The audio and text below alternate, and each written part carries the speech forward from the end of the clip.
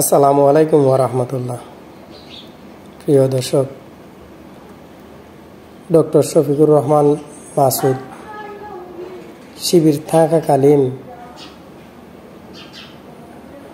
আগস্টে কি ঘটেছিল, কি কথা বলেছেন, উনি কান্না করে দিয়েছেন। কথাগুলো শোনার মতো, কথাগুলো শুনে যাবেন। আর আশাবাদী ওনাকে সবাই সাপোর্ট করবেন।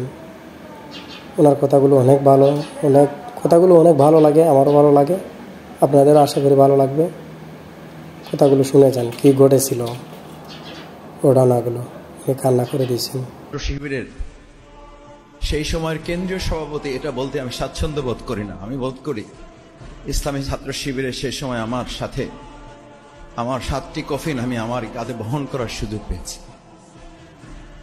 8টি কফিনের জন্য আমরা প্রস্তুতি নিয়েছিলাম। আমান ভাই, আমাদের একজন ভাই এখনো বেঁচে আছেন,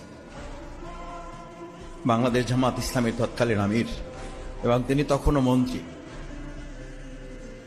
শহীদ মাওলানা মতিউর রহমান নিজামী ভাইকে আমি ফোন করে বললাম, আমাদের 8টি শহীদের কফিনের জানাজা হবে, আপনাকে থাকতে হবে। বললেন, তুমি কি করে নিশ্চিত হলে? আমি বললাম, ডাক্তারদের সাথে কথা হয়েছে, ইতিমধ্যে 7 জন নিশ্চিত হয়েছে, আর একজন অবস্থা ভালো না, এবং ডাক্তাররা আমাদেরকে পরামর্শ দিয়েছেন এটারও প্রস্তুতি গ্রহণ করার জন্য। আমান ভাইকে আমরা দেখে এসছি, হসপিটালে দেখা শেষ করে আমরা ফিরে আসলাম।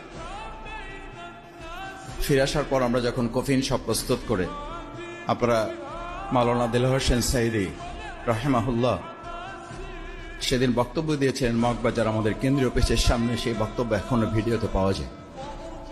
2006 সালে 28 অক্টোবর এই শহীদের বন্যী শিখা শেখ হাসিনা শুধু নয়, বাংলাদেশের প্রত্যেকটি ফ্যাসিবাদের জন্য এক একটা জ্বলন্ত অগ্নিগিরি হয়ে বাংলাদেশে ইসলামের জন্য এই রক্ত কাজ করবে এবং এই রক্ত বিজয়ী হবে। আমার মনে পড়ে আমি তার পাশে দাঁড়িয়েছিলাম। তৎকালীন মেয়র সাদেক হোসেন খোকা মরহুম, তিনি পাশে ছিলেন, অন্যান্য নেতৃবৃন্দ ছিলেন।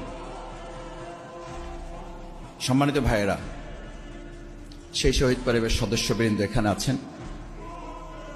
আজকে এটা ট্র্যাজেডি ঠিক, আমি আজকে শুধু শহীদ পরিবারের এই মুখগুলো দেখতে এসেছি।